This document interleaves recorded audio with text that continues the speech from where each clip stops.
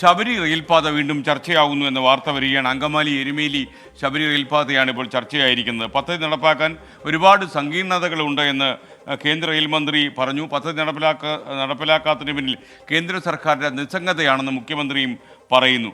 കാൽ നൂറ്റാണ്ട് മുമ്പ് പദ്ധതിക്കായി കല്ലിട്ടുപോയ പ്രദേശങ്ങളിലെ ജനങ്ങൾ ഇപ്പോഴും ദുരിതങ്ങൾ അനുഭവിക്കുന്നു. കാര്യം അവിടെ ഒന്നും ചെയ്യാൻ കഴിയില്ല, അവർക്ക് ഈ ഭൂമി വിൽക്കാൻ പറ്റില്ല, അവിടെ കൃഷി ചെയ്യാൻ പറ്റില്ല. അപ്പോൾ എന്താണ് ഈ റെയിൽപാതയുടെ ഗതി എന്ന് അവർക്ക് അറിയില്ല. പാത പാളം തെറ്റിയതുപോലെയാണ്. എന്തായാലും ശബരി റെയിൽ പാളം തെറ്റുമോ എന്നാണ് നമുക്കറിയേണ്ടത്. ഈ ദുരിതബാധിതരുടെ മനസ്സുകൾ എങ്ങനെയാണ് ഇപ്പോൾ ചിന്തിക്കുന്നത് നമുക്കറിയണ്ടേ. അതിലേക്കാണ് നമ്മൾ പോകുന്നത്. ഞാനിപ്പോൾ നിൽക്കുന്നത് ശബരി റെയിൽപാതയിലെ തൊടുപുഴ റെയിൽവേ സ്റ്റേഷനായി കണ്ടെത്തിയ സ്ഥലത്താണ്. കാൽ നൂറ്റാണ്ട് മുമ്പ് റെയിൽവേ അളന്നു തിരിച്ച് ഇട്ടിട്ട് പോയ കല്ലുകൾ ശാപമോഷം കാത്ത് ഈ പുരയിടങ്ങളിൽ ഇപ്പോഴുമുണ്ട്. എറണാകുളം ജില്ലയിലെ അങ്കമാലിയിൽ നിന്ന് ആരംഭിച്ച് ഇടുക്കി ജില്ലയിലെ തൊടുപുഴ വഴി എരുമേലിയിൽ അവസാനിക്കുന്ന ശബരി റെയിൽപാത. എറണാകുളം, ഇടുക്കി, കോട്ടയം ജില്ലകളിലായി 14 സ്റ്റേഷനുകൾ. ശബരിമല തീർത്ഥാടനത്തിന് പുറമെ മലയോര മേഖലയുടെ വികസനവും സ്വപ്നം കണ്ട പദ്ധതി. പ്രാഥമിക സർവേയുടെ ഭാഗമായി 111 കിലോമീറ്റർ ദൂരമാണ് പദ്ധതിക്കായി നിശ്ചയിച്ചത്. അങ്കമാലി മുതൽ രാമപുരം വരെ കല്ലിട്ട് സ്ഥലമേറ്റെടുക്കാനുള്ള നടപടി ആരംഭിച്ചതല്ലാതെ പിന്നീട് ഒരിഞ്ച് പോലും മുന്നോട്ട് പോയില്ല. പദ്ധതി ചെലവ് സംബന്ധിച്ച് കേന്ദ്ര സംസ്ഥാന സർക്കാരുകൾ തമ്മിൽ യോജിപ്പുണ്ടായില്ല. ഒടുവിൽ പദ്ധതി നടപ്പിലാക്കുന്നതിൽ സങ്കീർണതകളുണ്ടെന്നും പുതിയ അലൈൻമെന്റ് പരിഗണിക്കുന്നതായും കേന്ദ്ര റെയിൽവേ മന്ത്രി തന്നെ വ്യക്തമാക്കി. റെയിൽവേ വികസനത്തിനോട് കേരളം സഹകരിക്കുന്നില്ലെന്നും കേന്ദ്രത്തിന്റെ ആരോപണം. ശബരി റെയിൽ പദ്ധതി നടപ്പിലാക്കാതെ പോയതിൽ കേന്ദ്രത്തിന്റെ നിസ്സംഗതയാണെന്ന് മുഖ്യമന്ത്രിയും തിരിച്ചടിച്ചു.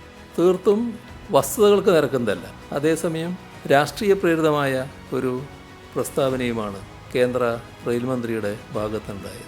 അദ്ദേഹത്തിൻ്റെ ഉദ്ദേശം ജനങ്ങളെ തെറ്റിദ്ധരിപ്പിക്കലാണ് എന്ന് വ്യക്തമാണ്. ശബരി പാതയിൽ അനങ്ങാപ്പാറ നയം സ്വീകരിക്കുന്നത് ആരാണ് എന്നത് ഇതിനകം നാട് മനസ്സിലാക്കിയിട്ടുള്ളതാണ്. പദ്ധതി നടപ്പിലാക്കാത്തതിന് പിന്നിലെ രാഷ്ട്രീയ ചർച്ചകൾ നടക്കുമ്പോൾ ഇതിനിടയിൽ പെട്ടുപോയ കുറേ മനുഷ്യരുണ്ട്. പദ്ധതിക്കായി പ്രാഥമിക സർവേ പ്രകാരം കല്ലിട്ട് പോയ സ്ഥലങ്ങളിൽ താമസിക്കുന്നവർ, ഭൂമി വിൽക്കാനോ ലോൺ എടുക്കാനോ വീട് പുതുക്കി പണിയാനോ സാധിക്കാതെ ദുരിതം അനുഭവിക്കുന്നവർ. ഇവർക്ക് രണ്ടിലൊന്നറിയണം, പദ്ധതി നടക്കുമോ ഇല്ലയോ. ഇതൊന്ന് വിൽക്കാനോ ഏതെങ്കിലും വിധത്തിൽ നമുക്കിവിടുന്ന് പോകേണ്ടവരുണ്ടെങ്കിൽ അവർക്ക് പോകാനോ ഒന്നും സാധ്യമല്ല. അപ്പോൾ ഇതിനൊരു തീരുമാനം, ശാശ്വതമായ ഒരു തീരുമാനമാണ് വേണ്ടത്. ഈ കല്ലുകളുമൊക്കെ മാറ്റി ഇനി ഇതിലെ വരുന്നില്ല എന്നോ എന്തെങ്കിലും ഒരു തീരുമാനം അറിയിക്കുന്നതാണ് ഏറ്റവും ഞങ്ങൾക്കൊക്കെ നല്ലത്. പദ്ധതി നടപ്പിലാക്കുകയാണെങ്കിൽ സ്ഥലമേറ്റെടുപ്പും പുനരധിവാസവും വേഗത്തിലാക്കണം. ഇനി പദ്ധതി ഉപേക്ഷിച്ചെങ്കിൽ ഇട്ട കല്ലുകൾ തിരിച്ചെടുത്ത് നിയമക്കുരുക്കുകൾ ഒഴിവാക്കി നൽകണമെന്നാണ് ജനങ്ങളുടെ ആവശ്യം. ശബരിമല റെയിൽ പദ്ധതിയുടെ ഭാവി എന്താകുമെന്നറിയില്ല. പക്ഷേ ഇതിനിടയിൽപ്പെട്ട് ദുരിതം അനുഭവിക്കുന്ന ജനങ്ങളുടെ ആശങ്കയ്ക്ക് കൃത്യമായ മറുപടിയാണ് കേന്ദ്ര സംസ്ഥാന സർക്കാരുകൾ നൽകേണ്ടത്. ക്യാമറമാൻ MD അധീഷിനൊപ്പം എബിൻ ജോസ്, 24 തൊടുപുഴ. പൊതുജനം കഴുതയല്ല സാർ. ശബരി റെയിൽ പാളം തെറ്റുമോ എന്ന് നമുക്ക് അറിയില്ല. ചിലപ്പോൾ റെയിൽ ഭാവിയിൽ വരാം. പക്ഷേ അവിടുത്തെ ദുരിതം അനുഭവിക്കുന്ന പ്രത്യേകിച്ച് ഈ പദ്ധതിക്ക് വേണ്ടി കല്ലിട്ട് പോയ പ്രദേശങ്ങളിലെ ജനങ്ങൾ പറയുന്നത് ഞങ്ങൾക്ക് രണ്ടിലൊന്ന് അറിയണം. ഇത് നടക്കുമോ നടക്കത്തില്ലയോ അത് തീരുമാനിക്കണം.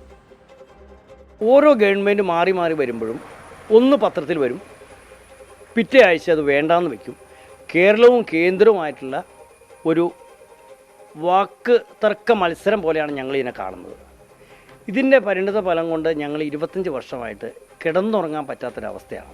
ഞങ്ങൾക്ക് ഇവിടെ എന്നിറങ്ങി പോകേണ്ടി വരും, എങ്ങോട്ട് ഇറങ്ങി പോകേണ്ടി വരും എന്നുള്ള ആകുലതയിലാണ് ഞങ്ങൾ ജീവിക്കുന്നത്. ഞങ്ങൾ ആവശ്യപ്പെടുന്നത് എത്രയും വേഗം ഇതിനൊരു പരിസമാപ്തി ഉണ്ടാക്കണം. ഇത് പറയാതെ അങ്ങോട്ടും ഇങ്ങോട്ടും കളിച്ചുകൊണ്ടിരിക്കുക. ഞങ്ങൾക്ക് ഒരിടത്തേക്ക് പോകാൻ പറ്റണില്ല. ഇത് മുഖ്യമന്ത്രി പറഞ്ഞാൽ കേരളം സഹകരിക്കട്ടെ, കേന്ദ്രം സഹകരിക്കാത്തത് ഇത് ആര് പറഞ്ഞാൽ ഞങ്ങൾ വിശ്വസിക്കുന്നത്? ഞങ്ങൾക്ക് ഭയങ്കര ബുദ്ധിമുട്ടാണ്. റെയിൽവേ വരുമെന്ന് പറഞ്ഞുകൊണ്ട് ഞങ്ങൾ ഇത്ര നാളും കാത്തിരിക്കുന്നത്. വില പണിയാനും പറ്റില്ല പിള്ളേർക്ക്. അല്ലെങ്കിൽ ഉപേക്ഷിക്കണം, അല്ലെങ്കിൽ ഇത് വേണം. അതാ ഞങ്ങൾക്ക് പറയാനുള്ളത്. എന്നാ പറയാനോ, ഞങ്ങളെല്ലാം ബുദ്ധിമുട്ടല്ല, അവർക്കൊരു കുഴപ്പമുണ്ടോ?